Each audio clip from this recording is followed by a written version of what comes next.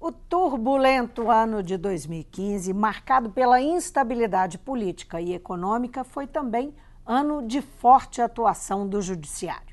É a partir desse contexto que está sendo lançado o livro Justiça e Direitos Humanos, Olhares Críticos sobre o Judiciário em 2015. A obra traz casos relacionados a conflitos fundiários urbanos e rurais, batalhas travadas contra empresas e punição de assassinatos de defensores de direitos humanos. Conversa comigo a advogada Thaís Lopes, que integra o coletivo Margarida Alves, um dos autores do livro. Bem-vinda, Thaís. Obrigada. De novo aqui conosco. Thaís, quais foram as principais conclusões da obra sobre essa atuação do Judiciário no ano passado? Há conclusões centrais? Sim, acho que talvez valha a pena primeiro situar o livro, né? O livro ele é produto de uma rede de movimentos e organizações que lidam com pautas relacionadas a direitos humanos em todo o Brasil. Da qual o coletivo faz parte. Exatamente, da JusDH, da qual o coletivo faz parte, entre outros movimentos, como o Movimento de Atingidos por Barragens, Conselho Indigenista Missionário, enfim, diversas pautas que... E esse coletivo, só para quem não sabe, esse coletivo reúne várias advogadas e alguns advogados, não é isso? Ah, sim, o coletivo Margarida Alves é composto por 12 advogadas e 5 advogados. Isso. Essa articulação JusDH é composta, então, por diversas organizações e entidades que estão em todo o Brasil lidando com diferentes pautas. E aí esse livro reuniu experiências dessas diferentes entidades no Brasil todo para fazer o debate da democratização do judiciário e direitos humanos. Enfim, né, o livro ele traz vários exemplos de como o judiciário tem atuado, e aí a gente pode, sim, não levantar conclusões fechadas, mas identificar alguns padrões e tirar conclusões. Que tipo de padrões? Padrões de decisão? É isso? Padrão de decisão judicial? Porque são vários casos em diversas pautas, então não dá para eu apontar um padrão específico de decisão, mas dá para apontar alguns elementos, alguns perfis do judiciário que resultam nessas decisões judiciais. Então, por exemplo, né, nas pautas populares, a gente observa, em relação a conflitos urbanos ou conflitos no campo, que o judiciário sempre adota a postura de proteção da propriedade privada. Nunca preocupado com o direito à moradia, direito à vida, direito à integridade física dos ocupantes, né?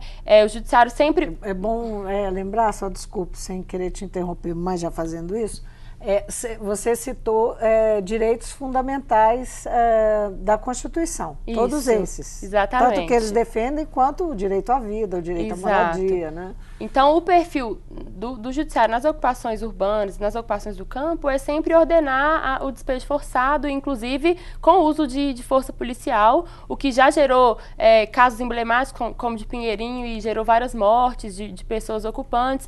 O judiciário, então, mostrando que ele não está nem um pouco preocupado com direitos que também são fundamentais. Tem até o caso que o coletivo de autoria do coletivo no livro, que é o caso das ocupações da Isidora, que são ocupações urbanas aqui de Belo Horizonte.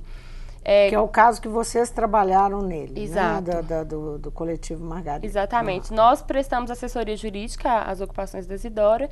Elas aconteceram em 2013, sendo o extrato mais popular das jornadas de junho. E desde então a gente trava uma batalha com o judiciário para tentar garantir os direitos dos moradores.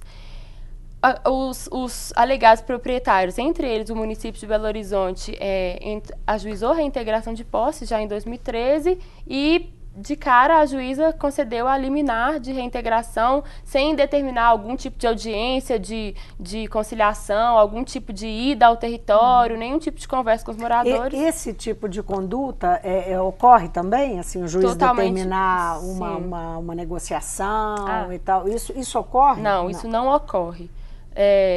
Na verdade, muito pelo contrário, assim, né? É muito comum os alegados proprietários entrarem com reintegração de posse ou algum tipo de ação afim e o judiciário não fazer nenhum movimento no sentido de conhecer o contexto, alguma proximidade com os moradores.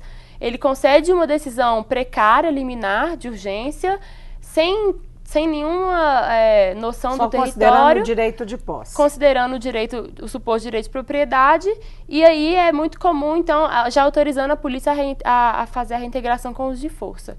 E isso é um problema, porque vários territórios, por exemplo, não provam a propriedade de fato, tem várias dívidas tributárias, uma série de ilegalidades. É por isso que você está usando a expressão o suposto direito. Exatamente. Não é? Porque está em questão o direito da propriedade, a propriedade, mas não necessariamente quem está reivindicando tem, é isso? Exatamente. E aí aí os juízes não examinam? Não examinam com o cuidado, a complexidade que os conflitos exigem. O caso da Isidora é um exemplo disso.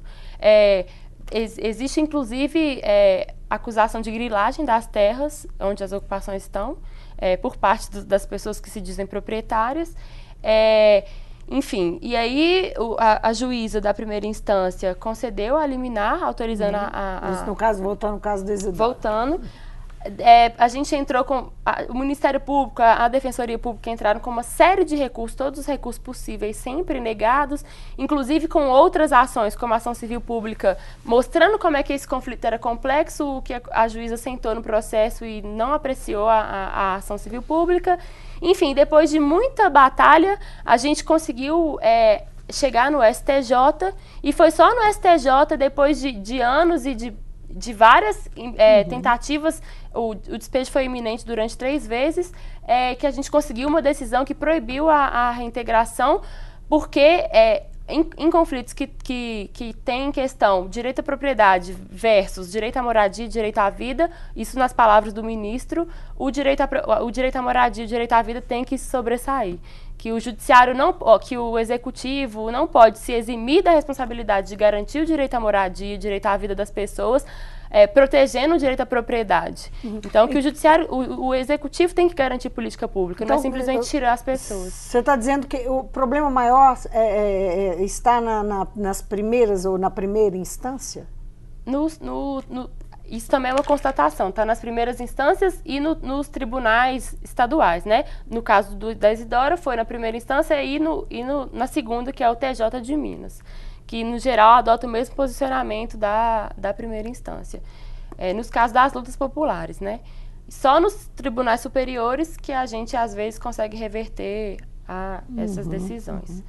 Agora, o fato é que é visível, eu falei isso logo no início, a atuação forte do judiciário é visível, não em 2015, como o livro se debruça sobre 2015, né? E fatos de 2015, mas a atuação do judiciário, ela é crescente. Nós podemos dizer que há muitos anos, não é? Há pelo menos uma década que se discute isso, né? Lula era presidente quando falou em caixa preta do judiciário, falando sobre falta de transparência, fazendo críticas, e o judiciário, isso foi dito justamente porque o judiciário estava num processo de crescimento significativo. Quais são as consequências do crescimento da atuação do judiciário nesse contexto que nós estamos, não é? Que é uma mudança, que há uma clara mudança de atuação, de orientação política, não é? Como é que isso se reflete na atuação do judiciário e no próprio crescimento dele? Eu acho que, enfim, a gente passa... Esse problema já é velho, mas a crise política de representatividade, ela tem se acentuado nos últimos anos, e principalmente a crise do executivo, né? E aí, nesse contexto, a gente tem percebido que o judiciário tem tomado as rédeas dos conflitos políticos, dos conflitos sociais. E isso é um problema, né? Porque, enfim, o judiciário, como no livro o Leonardo Avritzer, que é um dos entrevistados, afirma, é o poder mais antidemocrático entre os poderes, porque o judiciário não tem nenhum tipo de controle social, diferente, né, do legislativo e do executivo, que, claro, com todos os seus grandes problemas, mas tem eleições periódicas, tem mecanismos de controle, inclusive por parte do judiciário. Agora, o judiciário não tem nenhum mecanismo de controle. E, enfim, isso gera, como esse livro reflete, uma série de decisões problemáticas que geram, inclusive, crises políticas como a que a gente está vivendo atualmente e que o judiciário é um dos protagonistas dessa crise política, né? Como a gente viu no passado, um juiz de primeira instância dando uma decisão que virou o rumo da história. Então, enfim, isso sem ter recebido 10 votos para se angariar como representante do povo, assim, né? Então, o que a gente... Mas o fato é que ele continua tendo e as estruturas, né, estão dando apoio, né, a esse tipo de conduta, não só está se referindo ao juiz Moro, mas há outros juízes de primeira instância que tomam medidas que afetam a vida do país. Exato. Então, o que a gente vê são decisões que afetam drasticamente a vida do país e, no caso do livro, né, as pautas populares. Por quê? Porque esse judiciário ele não tem nenhum tipo de controle social, ele não tem um mecanismo de representatividade social, né? O mecanismo de ingresso no judiciário são concursos que são extremamente seletivos. E aí a gente vê, né, decisões que são prejudiciais a pobres, mulheres, negros, indígenas, e nesse contexto são prejudiciais ao que não está alinhado com essa política que está guinando a direita cada vez mais, né? Pois é, agora, Thaís, eu queria retomar, assim, para esclarecer um aspecto que eu acho importante. Diante desse cenário de mudança na orientação política do país, é possível prever, no futuro próximo, disputas judiciais envolvendo direitos humanos? Quer dizer, nós temos uma clara mudança de orientação. Sim. Isso se reflete no comportamento do judiciário e isso pode levar, se reflete, pode levar a muitas disputas judiciais? Olha, assim, eu não consigo sinalizar um diagnóstico preciso, mas o que a gente pode dizer é que já historicamente o judiciário ele é muito importante, por exemplo, no contexto de criminalização dos movimentos sociais. Tem até uma entrevista de uma juíza que chama Kenarik Boudikian. Ela diz que já no ano passado o judiciário ele era uma das principais engrenagens de violação a direitos humanos e de criminalização dos movimentos sociais. Nesse cenário que a gente vê um estrangulamento das políticas garantidoras de direitos humanos, a gente prevê que vai acontecer uma maior resistência por parte dos movimentos. E, consequentemente, nesse contexto policialesco, maior repressão a esses movimentos. E provavelmente isso vai se refletir no judiciário, porque esses conflitos eles também são disputados no âmbito do judiciário. E como historicamente o judiciário ele vem criminalizando os movimentos e, de certa forma, legitimando um regime policialesco, a gente imagina que isso vai se concretizar e se fortalecer. A perspectiva é ruim, pelo que você está dizendo, a perspectiva né? é péssima. Agora, como é que as entidades, os movimentos, os coletivos estão pensando, né, em resistir a esse cenário que está pintando por aí bastante complicado? Enfim, isso é uma questão, assim, né? Tá tudo muito... Eu digo assim, do ponto de vista de se organizar, de se manifestar, de se colocar e tentar fazer frente, não é, a um cenário nada favorável. Sim, eu imagino que vai aumentar, como já vem aumentando, né? O cenário de busca de alternativas que não institucionais por parte dos movimentos. Então, ocupação das ruas, ocupações de órgãos públicos, ocupações urbanas, enfim. Na tentativa de tensionar com essa falta de representatividade das pautas populares. Agora, desde o impeachment, quer dizer, tem alguma relação no recrudescimento, nas mudanças em relação aos direitos humanos, com o que está acontecendo no Congresso Nacional, com o Executivo, a mudança no Executivo? Dá para fazer uma relação direta sobre isso? Sem dúvida. Desde que começou o processo de impeachment, o afastamento da presidente? Sem dúvida. É claro que a gente precisa dizer, né, que a política de direitos humanos ela é deficitária já historicamente, mas pelo menos nos últimos anos a gente assistiu à criação de mecanismos de proteção a direitos humanos, né? Então, a gente tinha secretarias, tinham programas, como Programa de Proteção a Defensores e Defensoras de Direitos Humanos. É claro, né, que também, pelo próprio Poder Executivo que estava antes, né, o governo do PT, a gente assistiu a inúmeras violações, mas o que tem acontecido agora é um acentuamento dessas violações e a legitimação dessas violações. Isso tem sido institucionalizado. Por exemplo, violações Por exemplo, a gente vê a lei antiterrorismo, né? Porque, enfim, os movimentos eles já são reprimidos historicamente, mas agora a gente está tendo um mecanismo legitimado, institucionalizado de criminalização dos movimentos. Então, o que a gente está assistindo e que é muito grave é uma institucionalização dos mecanismos de violação de direitos humanos. Está institucionalizado, está permitido, e isso é extremamente preocupante, porque se antes a gente tinha algumas frentes a recorrer, algumas frentes a buscar, agora a gente está tendo as portas fechadas mesmo, institucionalmente. Na sua opinião, por que o debate sobre reforma do judiciário não avança no Brasil?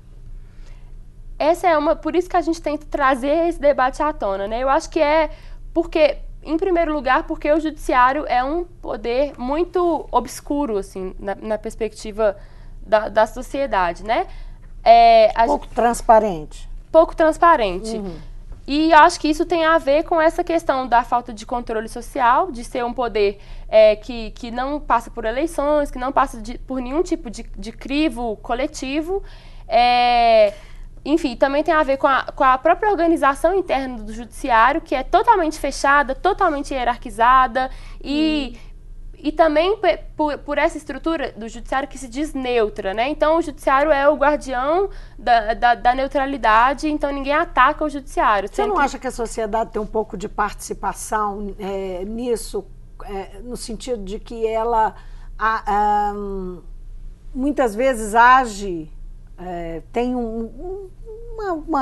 na nossa cultura, presente na nossa cultura, uma ideia de que o judiciário é inquestionável? Sim, o judiciário é o poder eleito como guardião, assim, né, o guardião da Constituição, no nosso imaginário.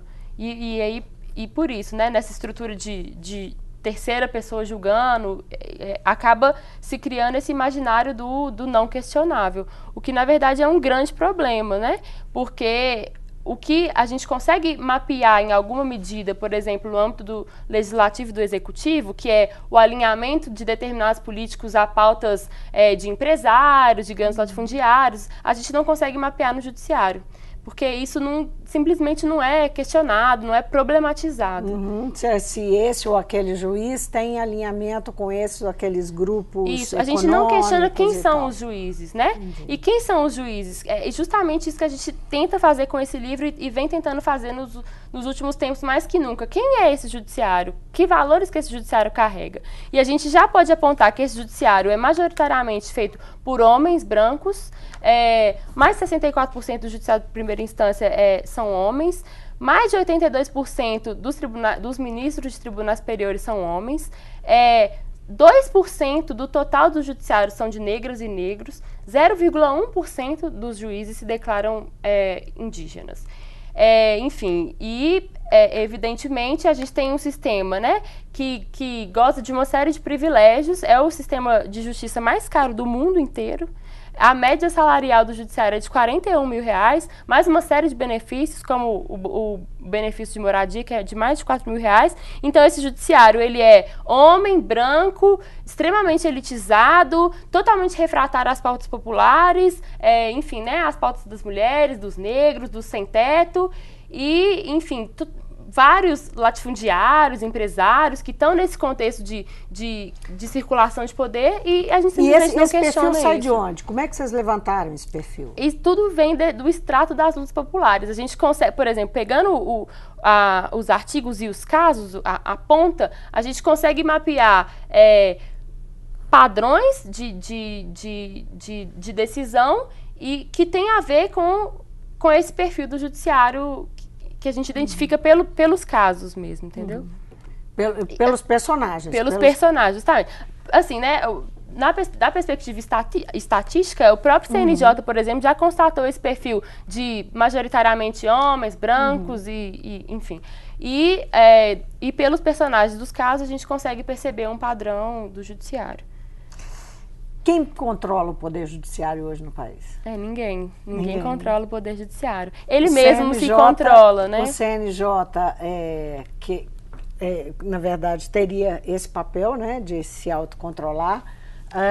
Tem algum trabalho aqui nesse sentido nesse que fala avaliar do CNJ, o trabalho do CNJ? Não, do CNJ não, nem da Corregedoria. Mas a partir do debate da democratização do judiciário, o Coletivo Margarida Alves, por exemplo, escreveu um artigo Quem Controla o Judiciário, que traz um pouco desse panorama e problematiza a atuação do judiciário e das corregedorias nesse cenário de autocontrole, né, o controle por pares do judiciário. Muito bem. Thaís, muitíssimo obrigada por ter vindo ao Mundo Político, que o livro, enfim, dessa rede, né, de entidades e do Coletivo Margarida Alves chegue às pessoas, né, informe as pessoas sobre esse trabalho, essas análises. Obrigada.